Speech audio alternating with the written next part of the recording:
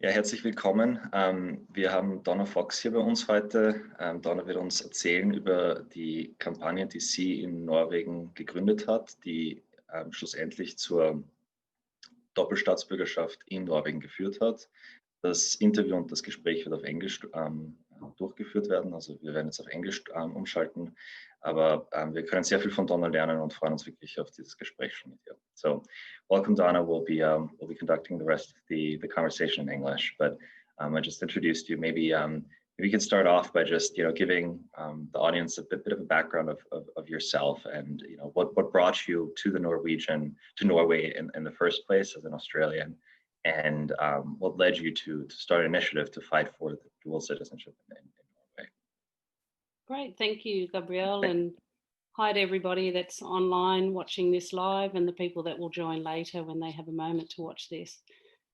But I'd like to thank the Austrian Dual Citizenship Group for the kind offer to share the learnings from the Norwegian Dual Citizenship Group. I think it's really important with the same values that we share what we know and what works.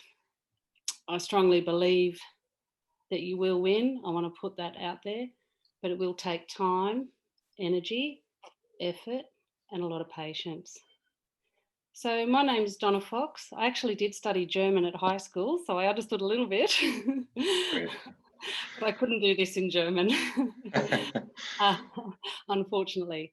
But I moved to Norway over 20 years ago. I met a Norwegian in Sydney, and her name is Cecilia. And I eventually moved to Norway and I worked at an international school. And it was in that period that I realised that there was a problem with citizenship in Norway for foreigners. At the international school, I was warned by my colleagues not to have children in Norway because by the time they hit 18, they would need to choose between the foreign parent citizenship and the Norwegian citizenship. I remember that strong warning and it clicked in my brain, a little memory, I guess you could say. Then I lived in Sydney for many years, and 9 years ago now, the thought of children was on the cards. So it was definitely still an issue with dual citizenship in Norway. At that time, one of the only countries in the world that would strip citizenship from children. So we made sure that we had our children in Australia. Another incident happened with citizenship around that same time. Cecilia won a job with the Australian government. One of the requirements of that job, due to security reasons, was to have Australian citizenship. She explained to the Australian government that this would mean she would lose her Norwegian citizenship because of their singular citizenship law. And her request to have an exemption to seeking Australian citizenship was denied. She then had to make a very tough decision. Do I take a job and give up my Norwegian citizenship and then become a foreigner in my home country with only 3 months permission to visit? Or do I take Australian citizenship, live my life now, take this job and deal with my Norwegian citizenship later? It was a very, very tough decision. She chose to take the Australian citizenship and the job. And I can promise you, in the citizenship photo in Sydney Town Hall, she's the only person not smiling out of 250 people. It was a very sad day for her. Fast forward from that period to about 7 years ago now, we wanted to move to Norway so that the children could experience Norway, learn the culture, the language, and spend time with their Norwegian grandparents. And so the drama begins. Our permission to live in Norway was based on my citizenship, which I have a citizenship from my father who's English. So I have a British passport. Cecilia entered Norway with a job as a foreigner. She then had to go through a long administrative process to win back or get back her Norwegian citizenship, which meant living in Norway for 2 years. She was easily able to prove she had a job. And at the police station, as a part of this process, because police manage citizenship in Norway, she was asked to prove that she could speak Norwegian, because as far as Norway was concerned, she was an Australian citizen. They have no return resident visa whatsoever.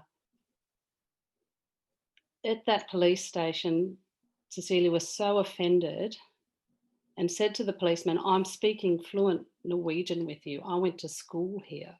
And she had her school papers, her school reports that were written on paper.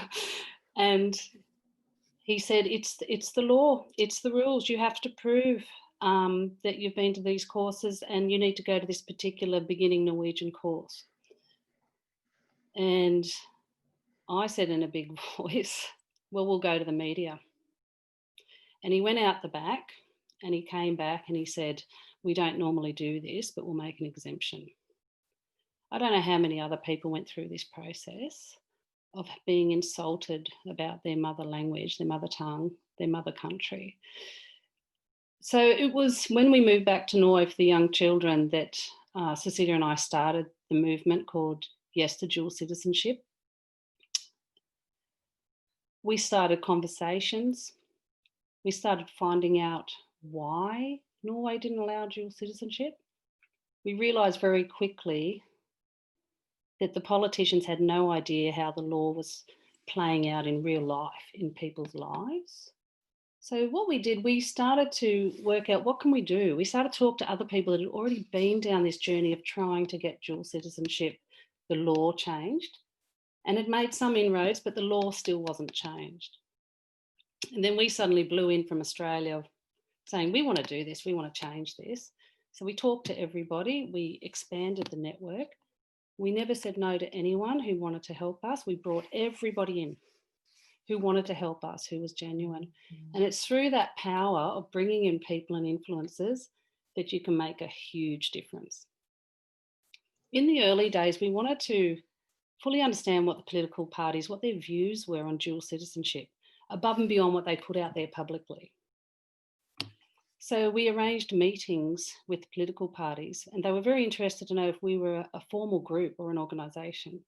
So what we did, we aligned ourselves with the Norwegians Abroad Association, called Norwegians Worldwide, because they had a formal aid, like tax number and, you know, all the formal legal structure around them. That was a very, very powerful alliance and a very clever alliance. They represented Norwegians living abroad, who are an asset to the country.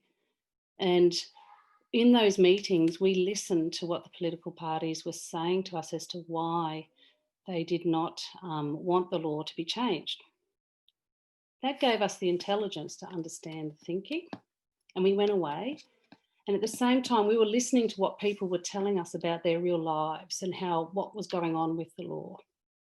So we put all of this together and started to go back to the political parties and saying, thank you for letting us know what your party stance is on dual citizenship. Can we just explain to you the 9 variations of which that law affects people? They were amazed. They had no idea that the law was being played out like this. There was genuine shock, lack of understanding of the numbers, but nobody has the numbers. No one truly has the numbers. So we continued, we wanted to get powerful influencers on side. We managed to have a lot of very generous people help us, one of which was the head of the Bar Association for International Relations in Norway. We had people offer to help us write to politicians, and we also helped by providing some text saying, we've just met with a particular party, this is what they've told us. We think they're not understanding this element. Here's some draft text. We recommend you write. That was so powerful. We had political parties contacting us saying, please tell your people to stop writing to us. And we're like, but you have to start listening. These are your citizens. These are people who vote. And some of these people are people who do not have the right to vote in Norway because they do not want to give up their homeland citizenship. We also contacted them. Sorry, is there a question? I was just going to ask you. Maybe you can Can you just describe a little bit more about what the citizenship law looked like before, at that very point in time? Because you mentioned the issue with children and the prohibition of just general dual citizenship, but you did mention that there was an option to get an exemption to this, which sounds very similar to the current Austrian law as well. I think Austrian law is a tad more generous as it pertains to kids and retention of dual citizenship for children, which is universally allowed, but the piece for adults, I think, is pretty similar. And the piece for immigrants and immigrants to Austrian immigrants abroad seems to be very similar. So maybe you can just give a little bit more context about what the law looked like in its shape before as you started tackling it. Sure. So in principle, Norway did not allow dual citizenship, but in practice, it did, but only for select groups. And the reason why it was only for select groups was because they had signed a convention of single citizenship. So they had to honour that convention. At the same time, other legal ramifications came in that said that if a person is not able to give up their citizenship, they can't be forced to, because you cannot leave a person stateless. So therefore, what was actually happening in the Norwegian case was you had a growing group of people who were getting dual citizenship if they came from certain countries where there was either a dysfunctioning administration, so it took more than 1 year to be renounced from their home citizenship. So there was a time period exemption. There was also an exemption for people where the country would not renounce their citizenship. And the exemptions went on and on and on and on. So a growing group of people who were getting dual citizenship. The groups of the people who were not able to get through in these exemptions were people from countries with functioning governments, people from other Scandinavian countries, people living in Norway who were not from those select group of countries, anyone from what they call third world countries, which are countries outside of Europe, of which Australia, not third world, but third countries, not third world as in third world. Third countries, Australia, most of Asia Pacific fall into that category. Because of that difficulty, we were able to show that the law was not practiced equitably, that Norway in practice did have dual citizenship, even though in principle it didn't, because the numbers were growing. And I think that also helped us as well. We were able to show the difficulties that the immigration department had in enforcing the law and practicing it. So in our discussions with the politicians, they sort of were trying to find solutions that were based around building out the exemptions. Okay, well, maybe we should allow dual citizenship for this group, but not this group. And that was a really good conversation for us to have with them, because we were able to say, based on the current evidence that we're seeing, it's already very difficult to have exemptions. You're only going to make more work for the immigration department. And it's got to be all or nothing, because you kind of already have a select group getting it anyway. So that is the parallels, I think, are very, very stark. I think one of the main differences you highlighted is the sort of patchwork law that allows all these pathways to dual citizenship that I guess entered the law over time because it was very difficult to enforce in a 21st or even late 20th century society, all these ancient laws, right? So what I hear is a lot of similarities to, I think, Austria's case, where the only other thing I was just curious about hearing was, what did Norway do with Norwegians abroad? Were they very were they giving certain concessions to certain Norwegians abroad, like celebrities, or was there a way as a Norwegian abroad to gain sort of the permission to retain Norwegian citizenship, or was that just almost impossible? Officially, no. Unofficially, yes. Let's answer it that way. Okay, yeah. If you were able to prove you had some value to the country and you had the right connections, then yes. And I'm thinking, and I won't say names, but it's people like sports stars or other very, very wealthy business owners or business people. Yeah. This was also another issue, but again, very difficult to prove, because it all sort of goes very quiet. And it's a very hard conversation to have, that one. So I think what the other angle that we took in the campaign, not only was it not to leave anybody out, so to treat all people equally, but we also were very clever in demonstrating how Norway was losing Norwegians. You're losing your own people, your own line. And the way in which we demonstrated that was through the case studies. We collected all the variations in which a Norwegian would be affected. We also had the group of people that were non-Norwegians, of which I was one. And we showed how it plays out and how the lineage stops and how people are locked out of their country and the different ways in which people are locked out. Some people were locked out of their Norwegian citizenship, not because they moved abroad recently, but because of old laws, like when in the 50s, if you married a foreigner and you're a woman, you lost your Norwegian citizenship. It was presumed or a given that you would get his citizenship, the husband's or the partner's citizenship in that day. So we had Norwegian mothers who didn't have a Norwegian citizenship and their children didn't get a Norwegian citizenship, which locked them out of their home country. So we had so many, once you start lifting up a rock and asking people for their stories, you start finding a lot more has gone on. And in some of those cases, we'd speak to the politicians. They thought they solved the problem for those people. There was a reliance that people would look at a website randomly many, many years later, find out that they've got an amnesty for 1 year to apply, and they all did it. Or we found them all. No, you didn't. So people's lives are complex. The situations are complex. Instead of building out exemptions to the rules, just make it really easy and get everybody dual citizenship. And it took a long time for that penny to drop, but eventually it did. So that's a very good point you're mentioning is sort of the paradigm shift, I think, in people's minds from the sort of we don't allow dual citizenship period with all these exemptions, right? You have like asterisk and then 1,000 exemptions to we'll allow it for everyone. How did that work? I mean, so it was very difficult to convince people to move from that perception to that other perception, shift their own way of thinking. Maybe you can tell us a little bit about that. It is difficult, but I think what supported our campaign in that area was the right influences.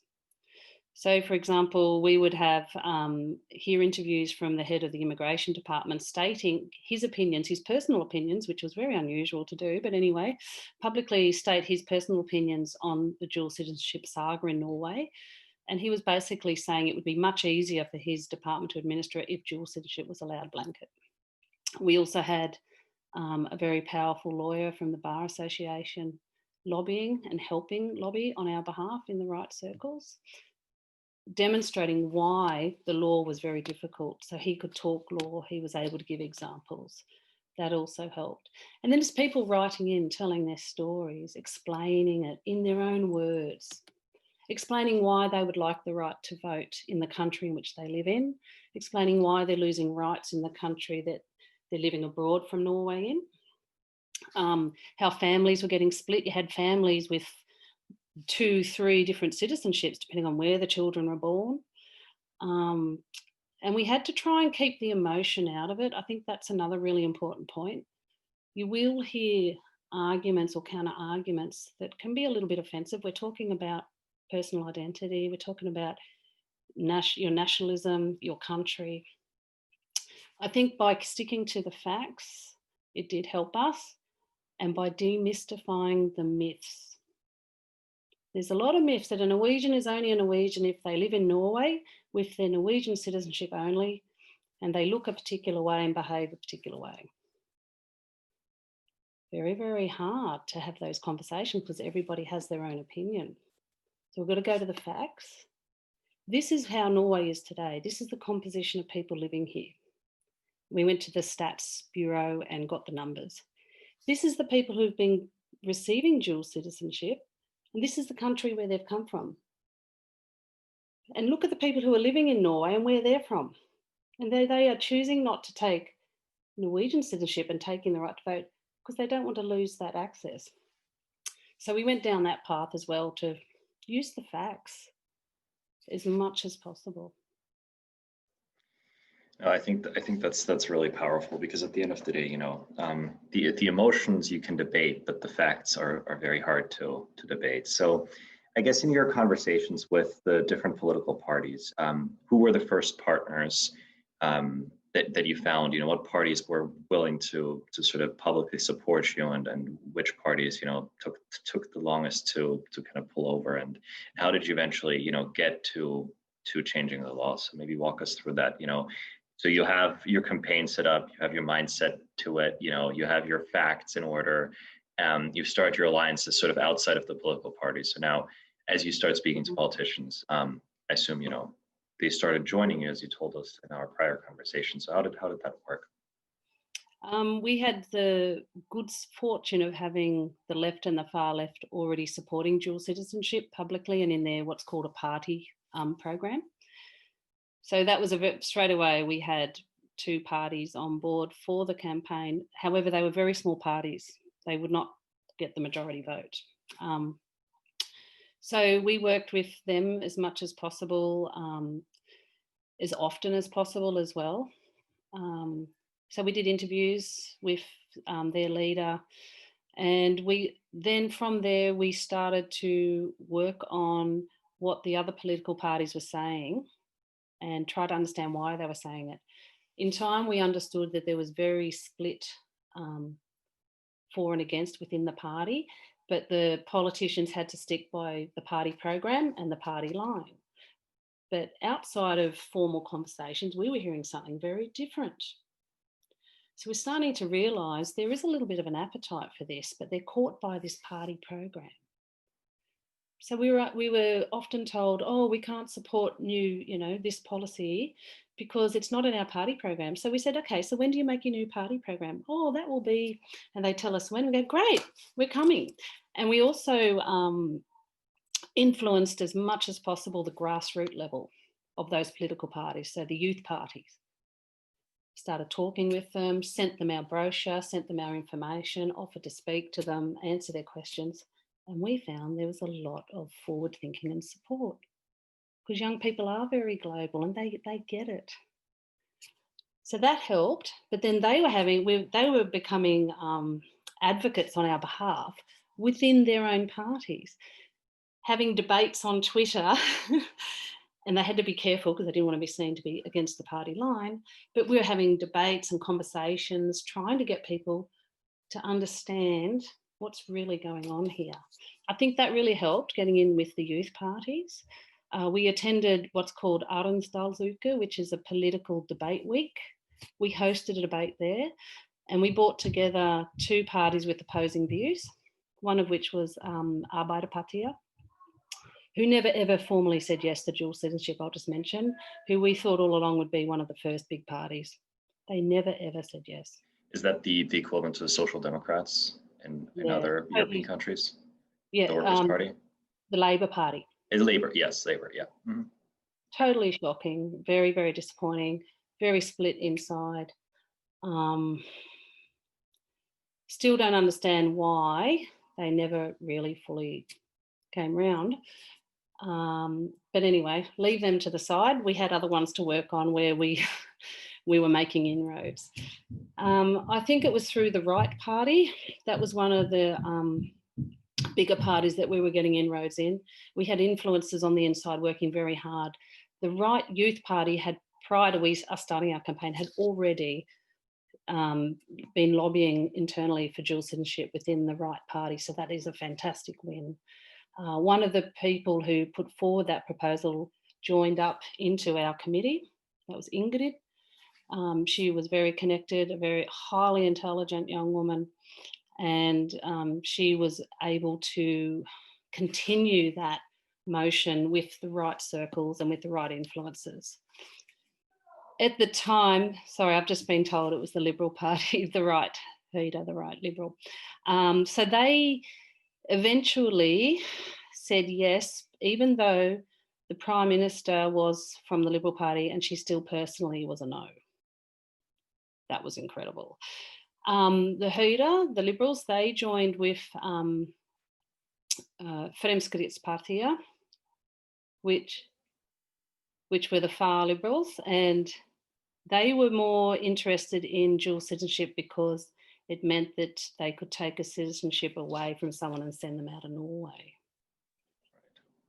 We made it very publicly aware that we did not agree with anyone losing a citizenship for any reason. So it was not a very comfortable situation that was part of why that party supported dual citizenship. However, to be honest, their votes did help get the law over the line. So the two parties you started that already had dual citizenship at the time when you started the campaign, correct? They already had the concept of dual citizenship in their party programs. Which parties were those? The left and the far left. So the left and the far, okay. Greens, yeah, the Greens and the far Greens. And they're really great. They were very, very supportive. We could ask them questions about what we were asking as much as possible. What can we do? What do you think we should do? Excuse me. And so I think doing that a lot helped as well. And I also will mention that sometimes when we spoke to the political parties who were against it, they would also give us tips. Now, if you really want this campaign to take off, maybe you should try, they give us tips and we're like, this is fantastic. But it also showed that some people were personally moved by the situation. They were caught by party programs or by nationalistic viewpoints of their voters. So that's where we had to try and shift that paradigm, get people writing to politicians, get media coverage as much as possible, as often as possible. Not very easy, but eventually it came. And try and get your everyday Austrian understanding what's happening to Austrians living abroad and why it's important not to disclose them or leave them out, why they're a valuable asset to the country, and why the people who live in Austria who don't have the right to vote, why it's really important. Why should they be given the right to vote? And why should they be given that right without having to give up their home citizenship? Yeah, I think you touched on a really important point, which is the media, which we haven't really discussed so far. Yeah. What you said, the media came in much later. And how did you harness those relationships, and how did you garner their interest in your campaign, right? I mean, at what point did the media show interest? At what point were they like, okay, this is a topic worth covering? And did they cover anything before that point about dual citizenship in general, or was it really sporadic? Quite sporadic, if not very much at all. On the dual citizenship website, we have kept a log of all the media, so you can see it grows as the campaign moves along. It becomes more and more. How do we get them involved? Well, the smaller media outlets were interested. They were great. But we didn't always just think of media as in digital newspapers or whatever. We also were interested in doing interviews with influencers that had blogs. And that could be, for example, the Anti-Racist Society in Norway. We would align with anyone who was out for people's rights as well, as much as possible. And we would help them. We would be interviewed. We had the English News in Norway interview us. We kept a very good relationship with the lady who runs that outlet, because you find that once someone puts something out there, other smaller media outlets copy it and they spread it out. We had some of our the people that were supporting the campaign go to their local media. We encouraged that as much as possible. And when it was a parliamentary inquiry for dual citizenship, which the Greens and Venstre and SV put together, we said to people, tell your media that you need this, you need dual citizenship. And that worked. Local people telling their local stories in the valleys in Norway, why Norway should agree to dual citizenship. So make it so that people can understand what's going on and why it was important. The bigger media got involved, excuse me, really once the politicians were close to making a decision. We were trying for a very long time to get a debate on television. There's a really, really fantastic political debate television show in Norway, and we kept trying to get a debate together. We had people lined up, the right people, the people who were on TV for other reasons, ready to go, but we just couldn't get there. But we just didn't stop at that. We offered radio interviews. Cecilia was often interviewed. We'd ring them and we'd tell them, hey, Cecilia's just been made stateless because Australia's taken away her citizenship And Norway hasn't given back a Norwegian one. Do you want to do an interview? And they'd be like, oh yeah, you know. And then we'd spread that information through our networks, and then they'd spread it. So yeah, it did take a bit of time, but you get there eventually. I think that the role of the media is really interesting. You mentioned that the parliamentary inquiry, I think that was a watershed moment for your campaign. So tell us about, you know, what got there, and then how that changed the dynamic of the campaign. I think there was a couple of things that aligned to help for that watershed moment. One was that the left and the far left already had dual citizenship on their party program. We went and spoke to them and were starting to tell them that we were generating this movement. We were able to show the power, that it was growing, who was aligning themselves with us, the influences we had. We were able to tell them how we'd spoken to the other parties. This excited them because it's real people supporting this who weren't going away. We weren't getting a response, no, we're not supporting dual citizenship, and we just go away. We never went away. We kept up. So they wrote a proposal, the Venstre and SV, and we were privileged enough to read over that proposal to make sure that all the different cases were covered. And they put it forward, and it went to a parliamentary inquiry. And again, it's one of those things, if you're not watching it, you don't know. So we contacted everybody that we knew that was an organisation who had anything to do with campaigning for dual citizenship in Norway, said, hey, sign up and come and tell the politicians at this parliamentary inquiry why they should say yes to dual citizenship. So it's a lot of it's about coordinating the information, make sure people are aware. And because we did that, if I remember right, I think there was about 19 different organisations. So there was the Young Law Association that turned up to explain the legal side. We had the Bar Association turn up, the Anti-Racist Association, Norwegians worldwide. So they put in their own submission. We spoke at it. Oh, it was just fantastic. The American Association. So the more people, and there was a group that represented children, they spoke at it. So the more people who spoke, the bigger it made it sound like there was interest, the more information that was saying the same thing was being told to the politicians. And I think from there, it was all written down, it was videoed. They would go away, and we had time then to enable them to think about what was being said, who was saying it, and why it was important. And we were opened ourselves to answer questions, which some of them did come back and ask questions.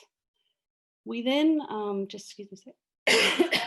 we were then received an invitation to speak to the law department in Norway, because they were starting to formulate, okay, so if this proposal is going to go ahead, how would we write a law for this? In that meeting, they were very interested in expanding the exemptions to make sure that Norwegians did not miss out on dual citizenship, but were very keen to lock out other groups.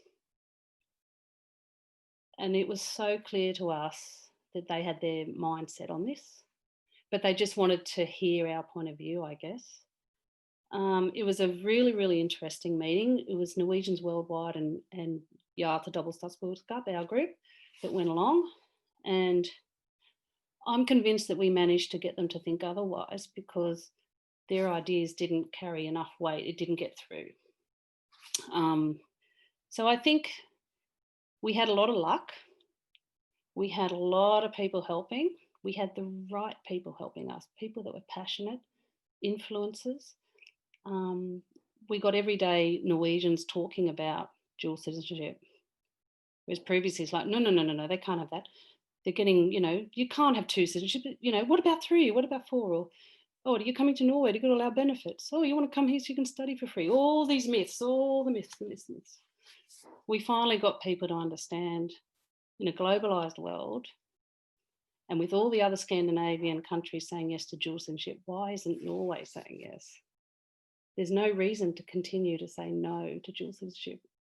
There's no good reason. So we're at a point, I guess, where you guys got through the inquiry. You got the law written up in the way. So how did the vote proceed and which parties you mentioned, which was very interesting, that Labour did not support it? Were there Labour members that voted for it, or did the party as a whole not support the proposal? Like, at what margin did it pass at the end of the day? Did it part, you know, and then maybe let's talk about that first, and then sort of think about the implications of how it, you know, eventually kind of changed the day-to-day life, and fast forward to today, you know, how many people are taking advantage of this, and how's the process working? So, sure. Yeah. So it did pass, but only just. The numbers I can't remember off the top of my head, but it's on the Facebook page. mm-hmm. The Yes to Citizenship. There were some from the Labor Party that did vote yes for it as a conscious vote. The vote only goes ahead with the people that are there on the day. It's sort of this thing, you know. So it was really exciting to watch the votes come in, and it was getting higher and higher, and it's like, yes, it went through, you know. Media, lots and lots of media, national news that night. Everything was prearranged. So they interviewed Ingrid and Clara from our committee that night. They got on the phone to Cecilia and I in Australia to say, hey, it got through.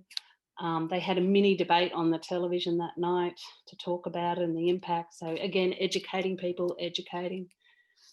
So then Norway had to wait to release itself from the Single Citizenship Convention, which in praxis would take up to 1 year.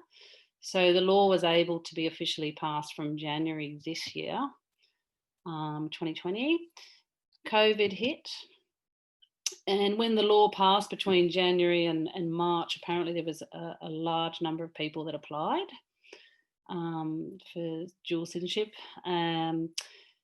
And then COVID hit, so there was a massive backlog because people couldn't front up. You have to front up to a police station with all your information. They're still trying to process the applications. So there's been a little bit of media lately about that there are delays. We're trying to deal with the delays. And every so often the media will interview someone who's quite well known, who's in this queue waiting. For example, a New Zealand newsreader who's been in Norway since the age of 8, and he's still in the queue waiting to become a Norwegian. So it's like, everyone would be like, what? He's not a Norwegian? He's been on the news. It's like fluent in Norwegian. Like, what? He's a New Zealander. So, I mean, it's actually good that these sort of stories come forward now. And the immigration department are doing their best. And to be honest with you, people have been so patient for so long, it will come, as long as they process them before the next election so people can vote. That's the other thing that people are keen for. So yeah, it has caused a little bit of delay, but it's kept the dual citizenship conversation alive, keeps it going.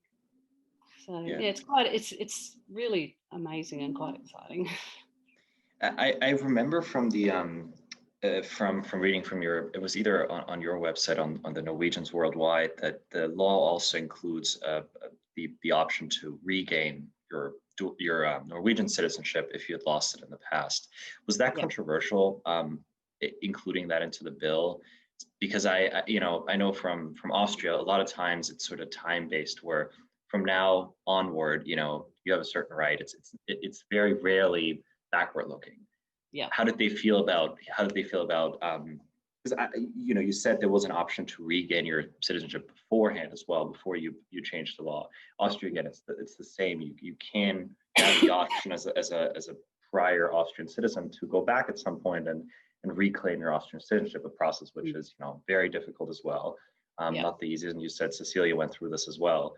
But it sounded like, was this carrying forward an old law, or was this controversial including as well? Just because it does. Controversial, definitely controversial. And why is it controversial? Because most politicians, people think it's someone's personal decision as to why they do or don't have their citizenship. However, in Norway's case, we were able to show that some people did not have that choice or personal decision, like the woman who got married and lost her citizenship because of her husband, and therefore it didn't get passed on. And that Norway was saying, but we fixed it for all these people. And we said, hang on a minute. And we contacted the lovely lady that helped us alert us to this group.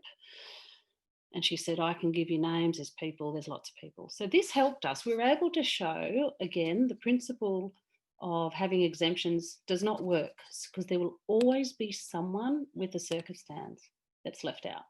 We also managed to explain successfully that the current rules of what Cecilia went through, of having to sell everything, move back to Norway, be there for 2 years, and then you can apply back, is not practical.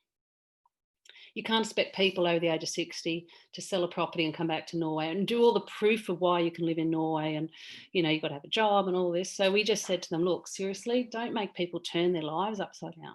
Let's make this easy for the immigration department to tick a box, and let's make it easy for the people that are applying. Prove your identity, prove your connection, and we go from there. So I think we got there in the end. I think it also helped that it really helped us at the immigration department were complaining about the amount of work they had and how long it took them to process these applications for citizenship generally. So because it takes so much time to prove someone's identity, you're talking with a foreign government department. So I think there was an element of efficiency, saving costs, simplicity in application, but also ticking the box of making sure that the correct checks were made. So we're able to prove, don't make it more difficult. This is real people, trying to live their lives.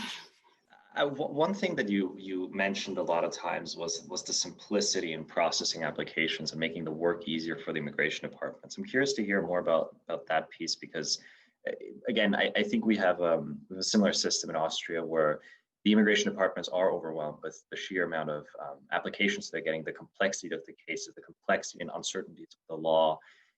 There's a lot of judicial, court decisions that sort of frame some of these laws, and they themselves aren't always sure how to interpret it.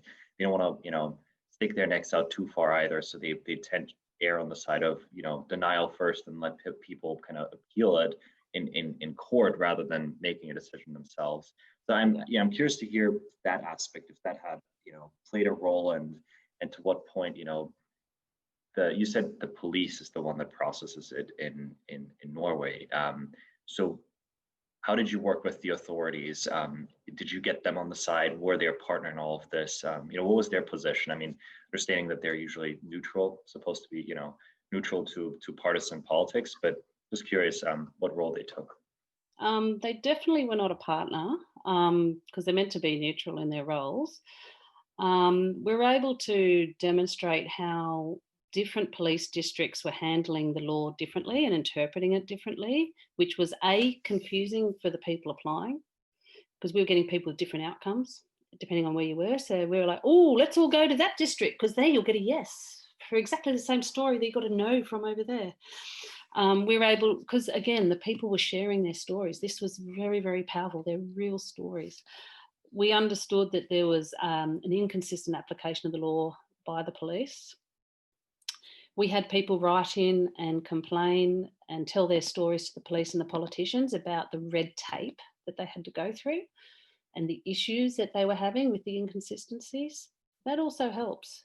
Eventually, if enough voices come through with the same information and the same complaints, they've got to, stop for a second and have a look. We didn't have any power or control about what they changed or how they changed it. But what we could do is tell them that what wasn't working.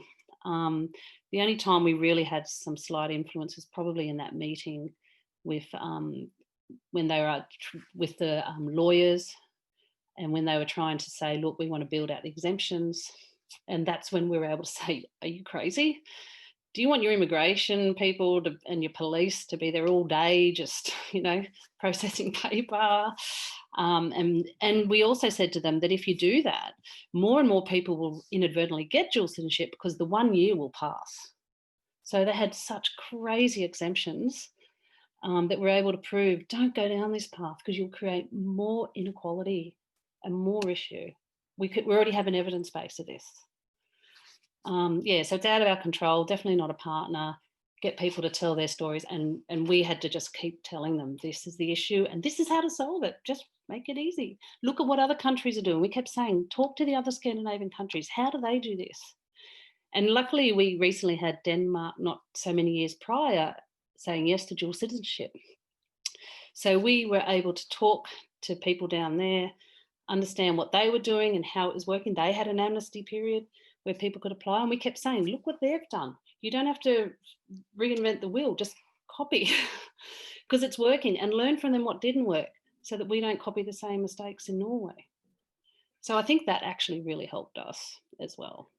A cultural neighbor, involving a sort of a cultural neighbor. I mean, I think in Austria, you know, again, there's probably similarities between Austria and, well, similarities, but a similar parallel here to Switzerland, because Switzerland has very, despite being probably a more conservative country, has a very, very generous dual citizenship law that allows dual citizenship for everyone. So that's really interesting to hear, to, you know, to kind of showcase how your neighbors are doing it, and that they are doing it differently, and it works, and the population actually accepts it. So that is really interesting. I think some of the other questions, you know, we watched after our last conversation, we watched the video you guys created. I mean, it was really, really, really emotional to see it, and really well done. What role did media tools like this play in the campaign?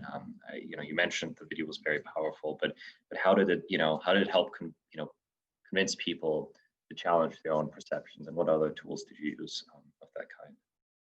It's a good question. I think video was extremely helpful, making a video, for a number of reasons. People could watch it in their own time. We deliberately went for a very personal people approach to it, but at the same time, the script had this undertone to knock down the myths, tell the facts, and remind people that we're all humans. We all have a connection to Norway in some way. We have something in common here. The video was good because, and we knew it was having impact because people would tell us they'd seen it. Oh yeah, we've seen that video. Some of the people that were following the campaign would share it and send it to the politicians. So I'm sure they received it many, many times. The video was powerful because it helped people remember the different cases. Rather than just hearing it from our group in a conversation or reading it in an article, they were able to remember the characters, well, they're not characters, the people telling their own stories in that video. The other very, very beneficial thing about that video was the fact that we had two big influencers talking in it, one of which was head of immigration law at the Bar Association, and also the head of Norwegians Worldwide. They gave substance to this issue. So one part of it was the people telling their story, and the other part was the influencers confirming that. And then the head of the Bar Association very clearly said that Norway has no reason not to say yes. And he also said Norway's department are struggling to enforce the current law. It's full of holes. Some people get dual citizenship, other people don't. It's time for Norway to become modern and say yes, like our neighbours. So all of that put together, whichever one of those stories became a hook for people out there, it worked. And we sort of covered off all the stories. We deliberately left a little segment with a child right at the end because we wanted adults. We wanted adults telling their real stories. We also did some Facebook Live, not series, but, you know, just every so often.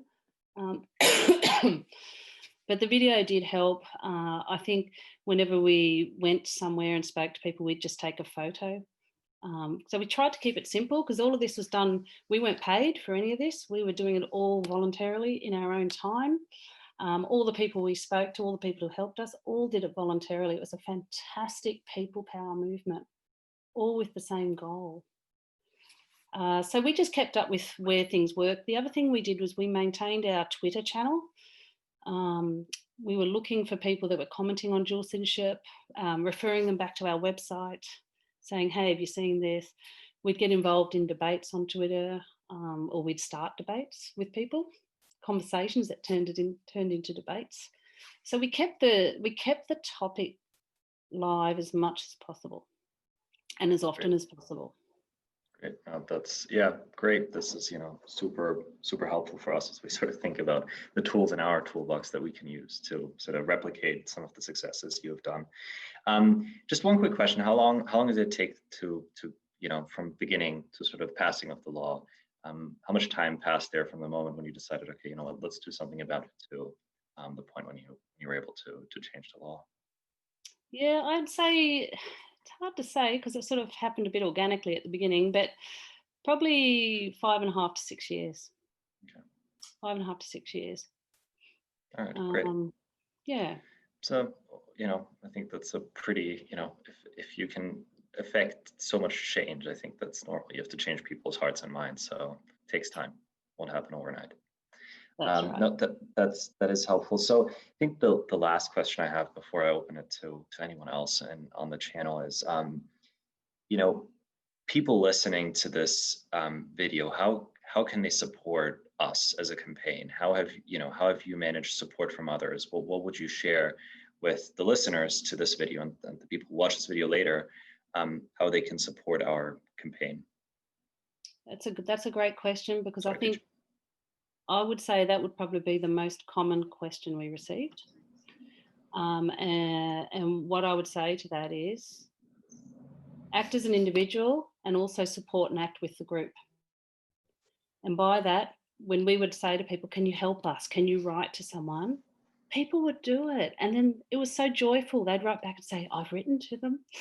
And it would be like so exciting. So it was like a dialogue. I feel like I know the people that were writing to us, even though the majority I've never met them. So it's about those personal connections, listening to people, empathy, encouraging them to tell their story, and also encouraging them to share their story with your group and with each other. We found that people were writing to each other on our Facebook, sharing empathy and understanding each other's situation, which was really powerful for them, powerful for the group, and the group just got stronger and stronger. Sorry? Okay, I'm just getting a little tip here. Parliament and politicians and the local politicians, to use them as much as possible. Mm-hmm. We would often go meet up with people and say, look, can we have a coffee? Can we just have a conversation with you about dual citizenship? You'd get lots of no's, or I'm too busy, or whatever. But for every yes, that's a start.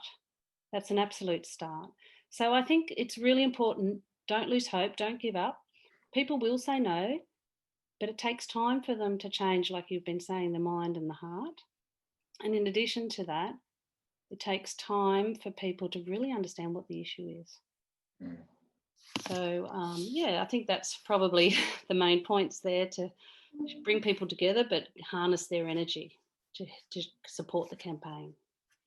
Great. Those are really, really helpful tidbits, and just hearing your story is really empowering, I think, to us and to everybody else who's going to watch this video, because it shows that, campaign can work. A campaign like this is possible, especially in a society like ours that we all live in, which are democratic European societies, which are open, which already have these realities on the ground. And there's massive amounts of people. In Austria's case, we have about 600,000 plus Austrians living abroad.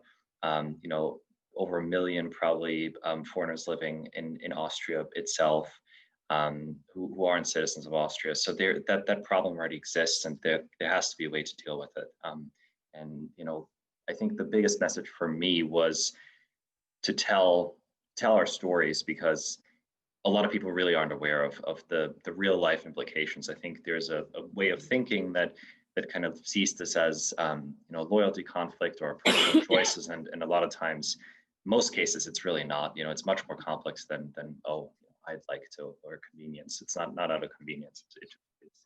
It's a personal. It's not a personal decision. Sometimes we live our lives the way we do. So, thank you very, very much for taking the time to speak with us. I do want to open it up to any of the other listeners, if there are any other questions. The chance to ask Donna now. We're running onto an hour, so I want to make sure I don't keep you from your family and kids for much longer. But I don't know if any of the other people listening to the call would like to ask any questions. You can mute yourself now. Otherwise, if there are no other questions, give them another second maybe. All right, I think. Or they can also ask in the chat. That's also another option.